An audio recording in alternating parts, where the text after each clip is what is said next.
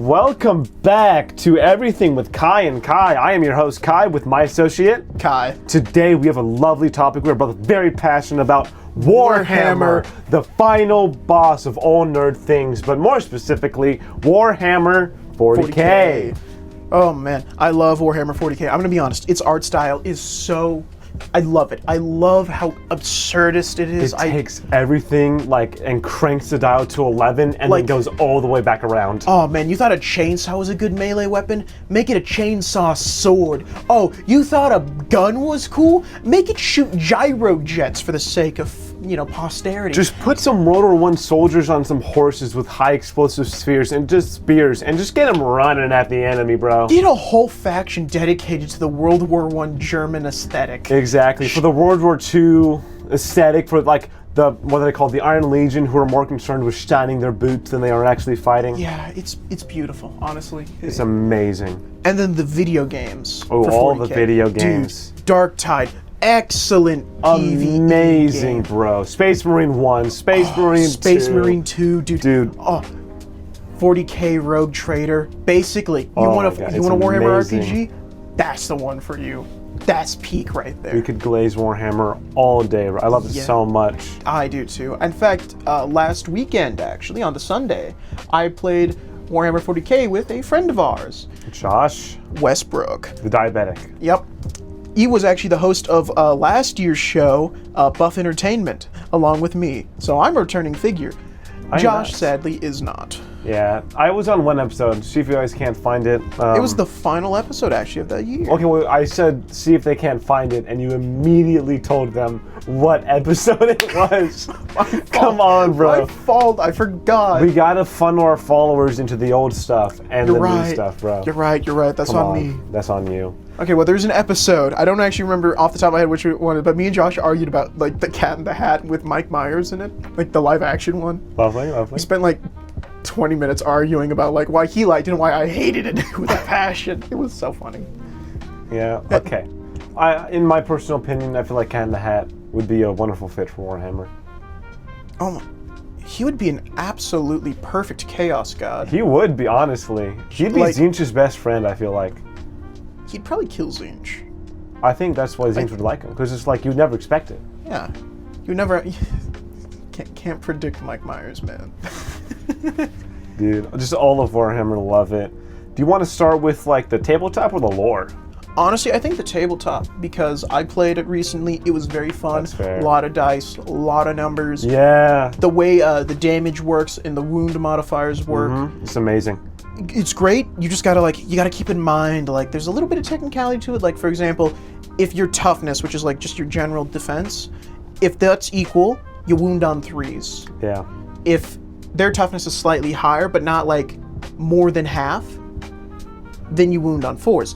But if it's more than half, or you're half of their toughness, it's 5 or 6. Yeah, all the modifiers too, stealth, infiltrator. Oh, yeah, and then if you have heavy, that reduces the modifier by 1, which only applies to, I think, certain stationary targets.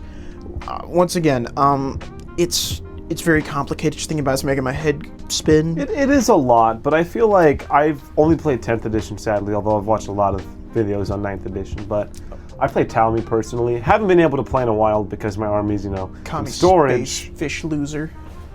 I like playing the Tau. In my personal opinion, I feel like the Tau are the most realistic depiction of a sci-fi society in the Warhammer universe. They're and for the Warhammer standards, they are pretty good, but for pretty much everything else, they're a terrible empire, really. Yeah. Just for in the Warhammer setting, they are the best empire. They're still not good. Oh yeah, obviously. Once again, that's the thing with every nation. It might seem good, but there's always going to be a CIA agent there. Everyone's the bad guy in Warhammer 40K. Yeah. And that's the fun of it. Yeah. Being the bad guy is cool. There are no happy endings there. No happy endings. It's like Cyberpunk, but the entire universe instead of just that one city. Only happy ending would be being with Nurgle, I feel like. Papa Nurgle. I mean, even then, you're still sort of in constant Well, you don't know you are, though. That's the thing. That's as soon as your eyes are opened, yeah, your life is a living hell. But as long as you're blissfully ignorant, you got nothing to worry about. I'm gonna be honest, I probably would end up opening my eyes on accident, and that would suck. Well, they only open their eyes if they like the warp is disconnected with them, you know? Yeah, to be fair, We should probably explain what the warp is. Do you want to take a lead on that? yeah. So the warp, it's basically like hell. Or heaven, depending on what your beliefs are in the Warhammer universe. If you follow the glorious God King Emperor, it's basically hell. Yeah. Anything from the warp is evil. If you are a part of the warp in any way, you're a demon and should be executed. Even their own psychers they treat poorly because they're connected to the warp. Which psychers are basically magicians. Because the way psychers, basically magicians, mages, sorcerers, and all this stuff, the way they cast, say, like Fireball, is they need to open like a slit, a cut into the warp, reach in, grab the energy, grab the power to fuel their spell, and then cast said Fireball. Yep. And let's not get started on the technology. That in itself is its own magic system. Oh yeah, the 'cause machine it's god- high fantasy, you know? Yeah, and- science fiction, but high fantasy. And there's machine gods, Yeah. which are also a part of the warp. However, they only respond to tech priests. Messiah. Because everything a person thinks of is projected into the warp. Every thought, every feeling, every bad day, every good meal, it's in the warp somewhere, somehow. If you thought of it, it's there. Which is why orc technology works so well. They channeled the warp so well, they're just too dumb to realize it. Even the smartest orcs at like the earliest of the millennia, they still didn't realize how their powers worked. And that's pretty like crazy, because once again, orcs straight up just believe in whatever they think. Like if they think you're strong and you're gonna win, you're probably gonna win. There was this one battle where I believe it was Ultramarines, they ran out of ammunition for their bolters, so they just started like using finger guns and pretending to shoot the orcs. And the orcs were going down. Yeah. The orcs were dropping left and right. They believed that they could. It was like, oh my god, I didn't know they had this. They had finger guns since when? And now every Ultramarine has a finger gun in an orc's mind. Because once Exactly. again, when it comes to orcs, information travels at like the speed of sound. Like They know. immediately know. Like if one battalion fought a space marine that started using finger guns, every orc from that point on is gonna know, oh, they have finger guns. Gosh darn it. Yep. That being said, orcs are the most inventive creatures in the entirety of 40k. They're like the Skaven, but for 40k. Yep. Which the Skaven are specifically an Age of Sigmar faction, which sadly, I think the Skaven would be so good in 40k. It's just a shame that no one has found a way to make them work in lore. I'm not that big into Age of Sigmar, mainly because, like, for those of you who don't know, Warhammer, there's two subsections of it. Yep. Age of Sigmar, which is the more fantasy, like medieval swords and actual mages, and then 40k, which is science fiction, guns, and quote-unquote psychers, which are just mages. Yeah. So, Once again, it's real a lot. Yeah. Anyway, orcs, creative, inventive, they can make a pile of scrap into a tank, and there's nothing you can do about it. It may not work to you. You might look at it and see, oh, that's like 3 wheels, a gun, and like some scrap metal thrown together with a few bolts screwed in places that don't even make sense. Yeah. That bolt's not connected to anything. It's just like a screw that just goes through like a thin sheet that's in the front of it. It's like, Yeah. I didn't know we used like glue on this. Oh, there's glue on that? Wow, I didn't realize. Orcs are very easy to paint too. Yeah. Because like if you mess up on like an orc's face and like, oh, too much green. Oh well, it's an orc, I guess. You know. Yep. Like, oh, I messed up there. Oh well.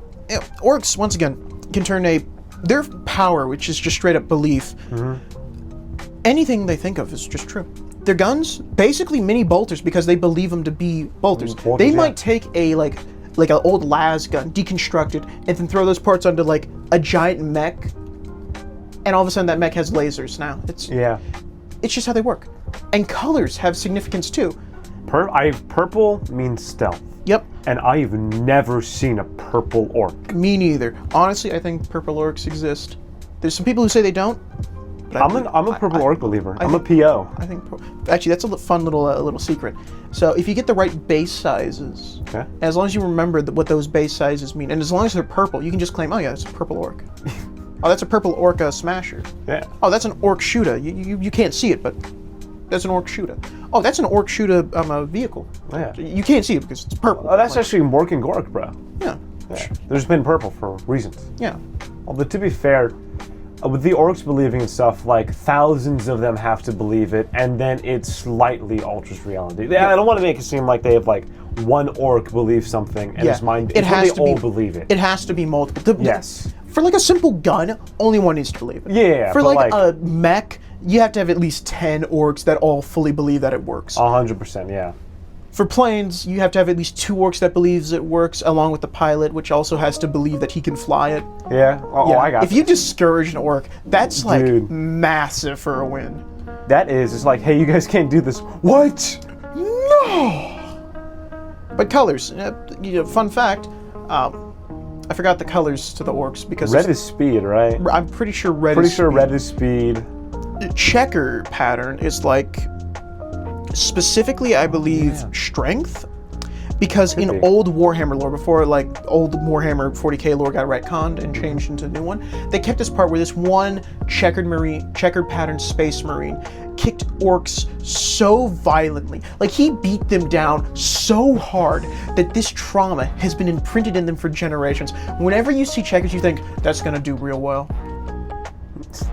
Oh, we're gonna kick ass with this. Yeah.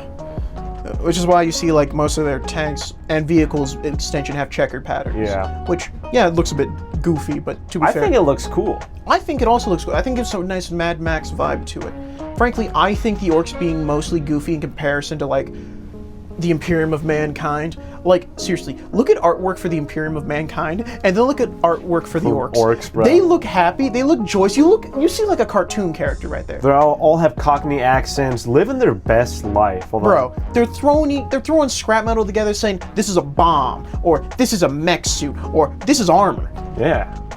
And then 40k is like, then the Imperium of Mankind of 40k is like, we strapped this man to a mech suit after chopping his limbs off, giving him 5 different hearts, 3 livers, 1 extra kidney, and 2 lungs. And he hates his life. But And God, he does your love serving the God Emperor. Yep, he wishes he could die, but because the God Emperor didn't will it, he can't. Mm-hmm.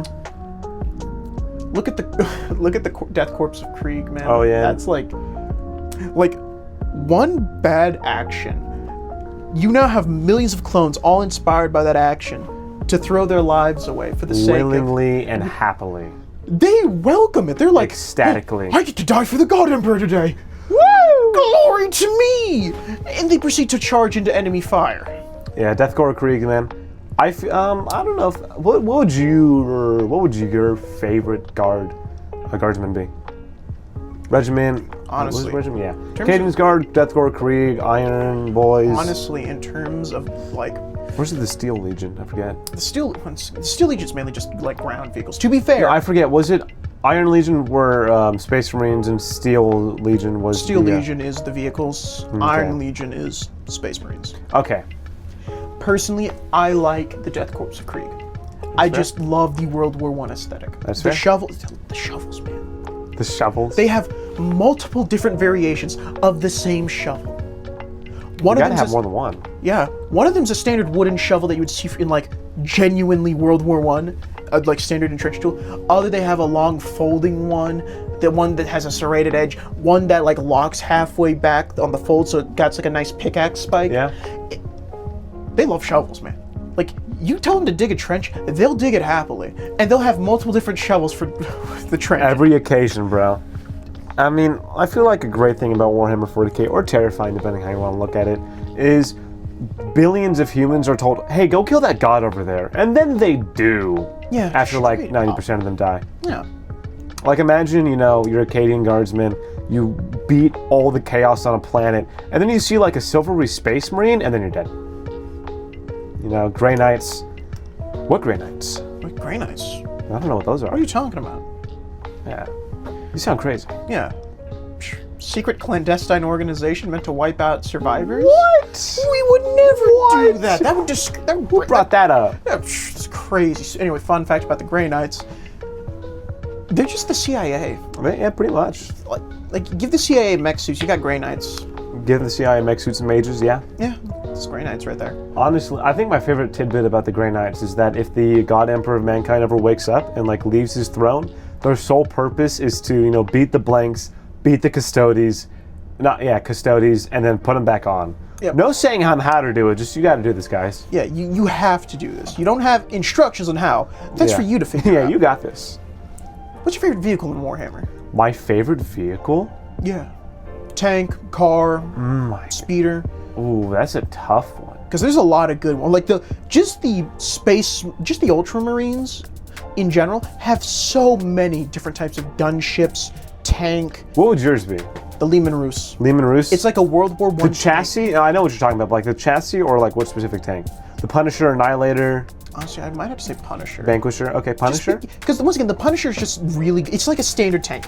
You got your standard HE round that just. I thought the Punisher was the one with the chain gun on top, or was that the Annihilator? I think that's the Annihilator. Because once again, the Astartes have a Punisher, but it's a different tank model. It's not a Lehman Russ. A Lehman Russ is typically used for the Astra Militarum. Yeah, so like the basic military. Use reference everything. 3 heavy bolters, sometimes plasma, sometimes flamethrowers, sometimes. Well, actually no, 2 heavy bolters on the side, and then usually one. Was it not las gun? Standard turret, autocannon. Not an autocannon. Flash. It's Melta. Melta On the middle, and then the cannon on top. Oh yeah. Beautiful. They also have. Oh, you're talking about the speeder bike? No, I'm talking about the Lehman Russ. Oh, usually the Punisher, I believe, if I'm remembering this correctly, cannon on top, with and then like the chassis has 2 bolters pointing out either side. Well, yeah, the Lehman Russ typically have 2 side weapons, and then a middle weapon. Most tanks, yeah. Yeah, most tanks in the Warhammer 40k. Yeah, in Warhammer 40k typically have that design, unless it's like one of those super heavy tanks that the Astra Militarum use, where it's like Baneblades, right? I believe that's one of them. I believe so, yeah. Yeah, God, love it so much. Once again, you need a book by you to like remember all these different names because they get wild and wacky with them. Like a Melta on its own, that's hard to describe because it's like plasma, I guess. It's not. Well, how would you describe it? I want to describe it as like the difference between lasers and plasma and pretty much everything is plasma is a lot more better at piercing through armor because it's a physical superheated object. While laser is just superheated air, basically, right? So lasers are less able to puncture through heavy armor unlike plasma. But a Melta is like an anti-tank laser though. But it's not a laser. It's like a Spartan laser. It is like a Spartan laser. But it's not really a laser. No. It's sort of like I know what you're talking about. It's like really hard to describe. It's personally. I don't want to call it a laser, but that's the closest thing. It's like a heavy laser. A heavy laser. Just a lot of lenses on that thing. Yeah. Which actually, that takes me back to another fact about Warhammer 40k: las guns, the Astra Militarum's the flashlights. Yeah, the flashlights and las guns really good, but las guns themselves are so versatile. You can just a single cartridge that can either be like 500 shots or like 20 really high powered ones or 10 really good ones or 5 ones that could probably pierce through Space Marine armor. If any modern military in this world had an army full of las guns, they would be they would have the best infantry forces just ever. They would be. There's no drop off. They're the most versatile. Almost anything. Never jams. To be fair, the lasers do dissipate after a specific range. However, if you overclock the barrel and then the cartridge, which to be fair, they use gas cartridges. Yeah. If you overclock those gas cartridges, it goes farther. Once again, las guns are so good, and that's excluding bolters, which to be fair, which is just APHE rounds on a rocket. They're gyrojets basically. But the thing is, a standard soldier cannot fire.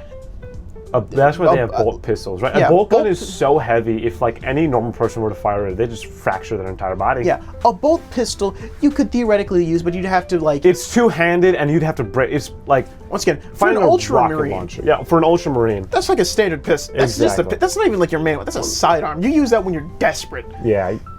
But yeah, with the las guns, it is responsible for killing 90% of humanity's enemies.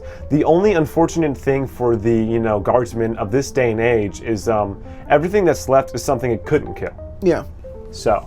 which is like Pretty everything that's everything that's left. basically most warp demons, some chaos hosts. You can kill like a couple of some Tyranids maybe. You know. Oh, Tyranids, The yeah, little absolutely. ones. Once again, Tyranids are absolute. Once again, overclocked gas cartridges. Oh, yeah. If you overclock your gas Insane. cartridge, you're killing most of the Tyranids. However, you better have a lot of gas cartridges on you. Yeah. Once again, Guardsmen snipers, I think they're the most underpowered due to the fact that they have overclocked gas cartridges, but they only have so many of them because once Yeah. again they're meant to stay light. A standard Guardsman with a standard energy cell, that's like 500 shots. Right there. Yeah, Just that's bang, bang, per bang, cell. bang. And not to mention you can adjust to be semi-auto, full auto. Yeah. I don't think they have burst fire because I'm pretty sure everyone realizes burst fire is stupid.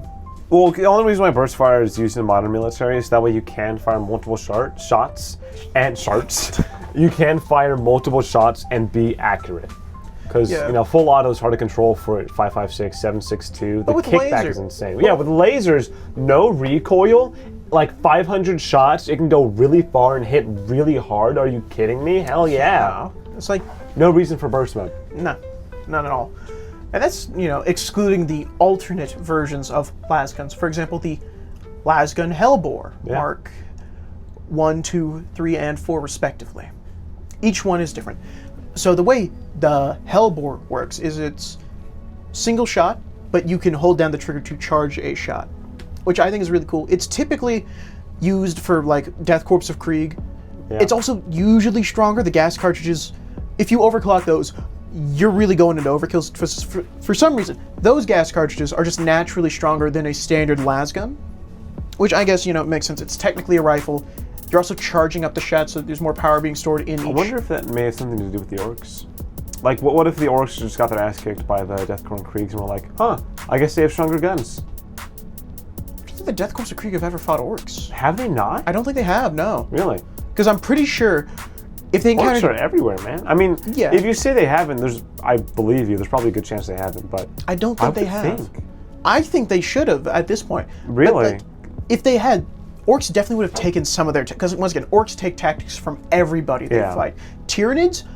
I don't think they fought Tyranids. They may have. No, because I could have sworn a contingent, like a plan thrown around for the Imperium of Man would just let the orcs and Tyranids fight each other. Yeah. But like that'd be a terrible idea because whoever would win would become infinitely stronger because orcs are like fungus, Yeah. If they die, a lot of them die. They just put fungus everywhere and come back to life and start killing things. Yep. But Tyranids, if they win, they'll just absorb all the biomass from all the spores of the orcs and just be a lot stronger. Yep. So they threw that idea out. Which is away with it. exactly why the Doomslayer sadly would never win against Tyranids. Depending on how you interpret the lore of the Tyranids. Like, if you thought... I'm not Doomslayer, Doom Guy. We settled this. Oh, Doom Guy. Yeah, Doom Guy Doom would Guy not little win. win. Yeah, no, sadly. But if the orcs encountered like the Death Corps of Krieg, they probably would have like saw the gas masks and thought, huh, that might make them breathe better. No, you're right. Or they see the shovels and think, huh, those must be really strong shovels. Yeah. And then they'd start using them themselves. Once again, orcs steal tactics. They might have seen a Lehman Roost and think, we should make that. But they haven't made anything close to a Lehman Roost. They've made Predator tanks. They've made Supernova tanks, but haven't. Okay, I'm making up names because frankly, it's hard. Like It's hard to remember all of them. Oh, definitely. yeah, I'm like trying to remember most of them. I think some of the words I'm saying are like related to a tank. Yeah, no, that's what I'm doing too. It's like I could have sworn, like with the Iron Legion, could have sworn that was a name that one of the Astra Militarium used. Maybe. Potentially, But who it was knows? like Steel, Iron, Legion, Regiment, whatever. Potatoes. But back to the original question of my favorite tank. I don't know. I think just in general, the Lehman Ruse, it's so versatile. But then again, all the tanks in Warhammer are Yeah, versatile. I would say a Hammerhead actually. Okay, the Hammerheads, I respect that.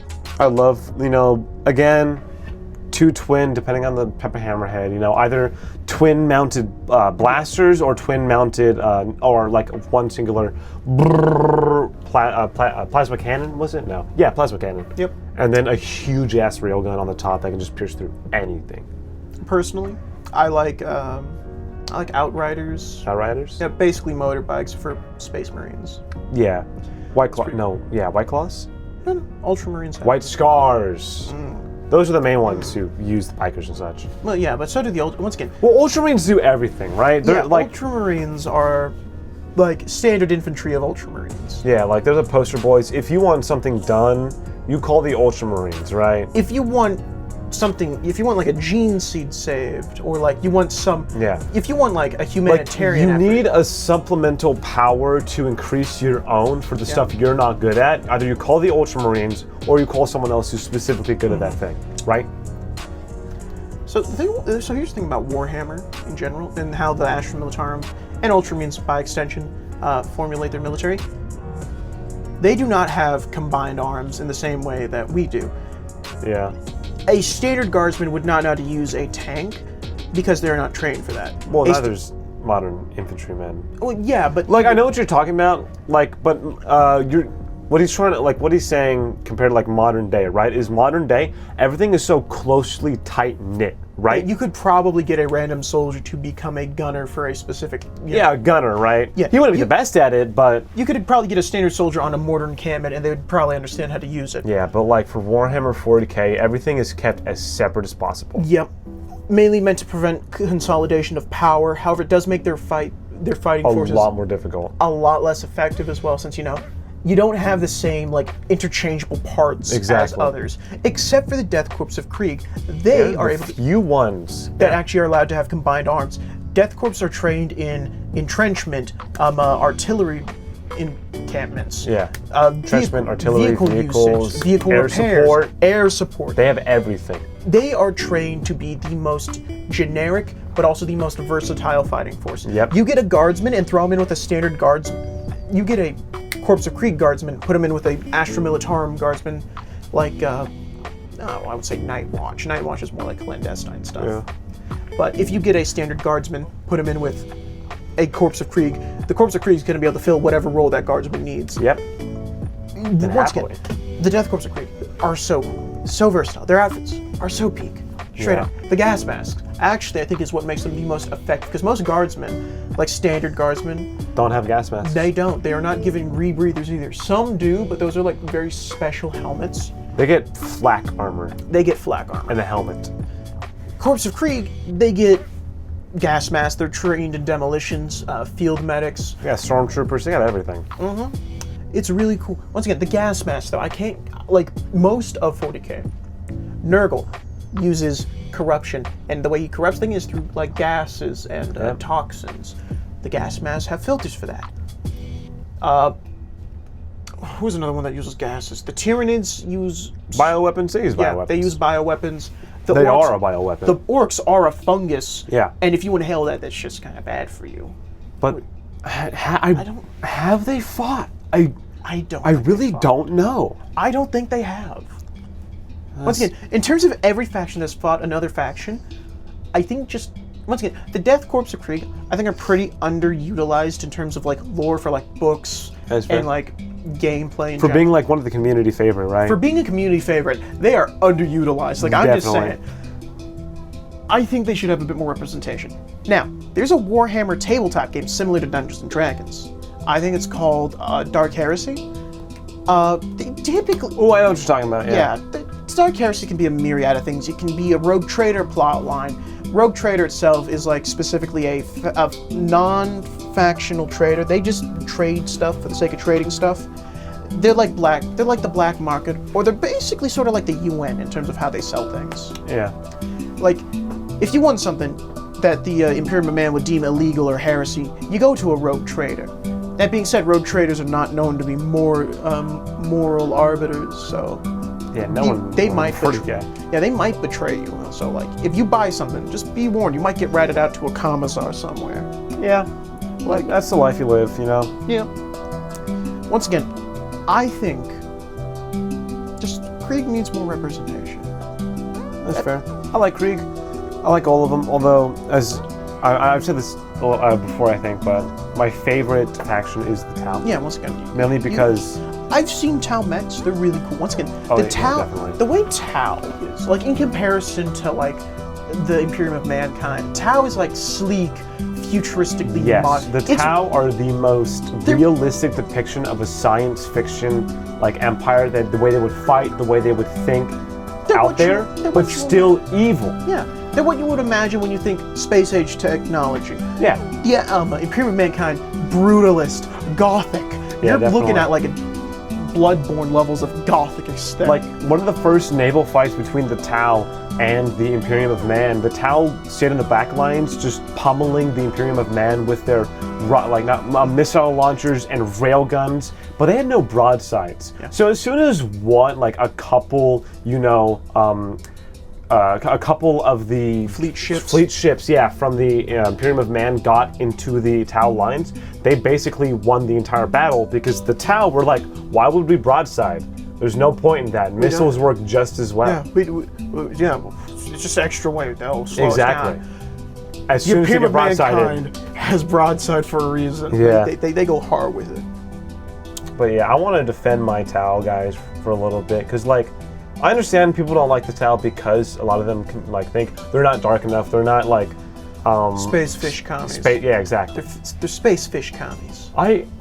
Especially on tabletop too. A lot of people don't like the Taus because they're a lot of like range, such and right, and sometimes it's hard to balance. Definitely, I agree. Like I forget what the edition was. It was like 7th edition or something. Yeah. It was like if you had 3, I believe they were Riptides. I could be wrong about that, or they were Crisis suits. But 3 of those major mech suits, right? Yeah. You could defeat any single army that was tossed at you. Don't quote me on the 7th edition. Don't quote me on the name of the mech suits. But one of the editions, Taus were so overpowered. And then the next edition, they were nerfed to hell. So I just like the Imperium of Mankind a bit more. Once again, that's understandable, like right? the Tech Priest faction, they got a giant Gothic cathedral on legs, and they gave it turrets. Adeptus Sororitas dropping churches mid-battle. Bro, literal, not just churches, cathedrals. I'm talking like they ain't got stuff. Like they get Notre Dame. That's a pretty big cathedral, right? Yeah. They're just dropping like Imagine 3 of those that. combined. Walking and give it guns. It's insane.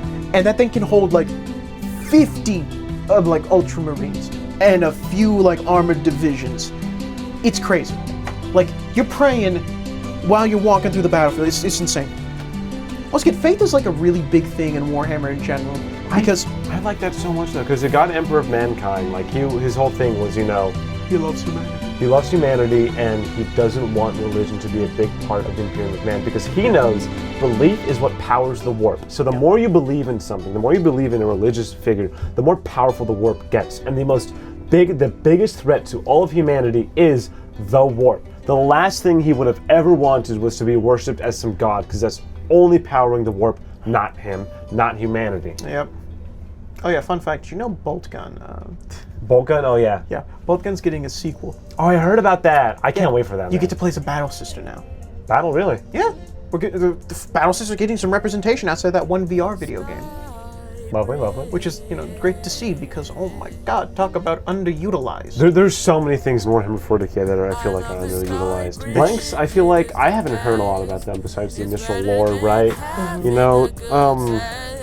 Tyranids, there's not a lot of books about them. But then again, that's difficult to do, right? Yeah. Because you can't really write from them from their perspective because it's a hive mind. Yeah, if you write, I mean, technically you could write from a hive mind's perspective. It's Well, just they've done it before in a It's couple of just books. hard It's to- very difficult for humans to interpret. it's also hard to do right. Yeah, definitely. Like, it might come out as a bit weird because once again, it's a hive mind. They all have the same thoughts. It's not like one hive mind is talking to. It's not like it's talking to itself. It's like saying, "Kill," Yeah. and that's it. There's nothing like. There's no like, "Yes, sir." It's just. It's like outstretching your arm to go pick up a bottle. The only difference is your arm is thousands of like little critters just moving about. And they all believe that they're the one picking up that bottle. Exactly. So once again, it's hard to write. Orcs, it's so much easier because they all have individual personalities. Yep. Technically, their personalities are all the exact same, but they're all individuals. It's much easier to write from an orc's perspective because they have a perspective. Tyranids, They don't. They just they show just up. exist. Yeah, well, that's really about all the time we have for Warhammer 40k. Once again, I just like rambling about 40k. I do love it. too. It's so good. It's so peak. Anyway, that's really about it. I don't have anything else to add. Don't hate on anyone. Again, this is just like a goofy game that people love playing because it takes up a lot of time and it's so cool to talk about. It's so fun. so fun to nerd out about, It's right? so fun to play. I played a standard capture, like the objective. It was so fun. Yeah. I got wiped because my Wait till I friend, get my Tau army out. bro, he pulled out the chair and bashed me over with it. The Necrons are so unfair. Reanimate protocol sucks. Why is that a feature? You know what makes sense? Undead robots. Yep.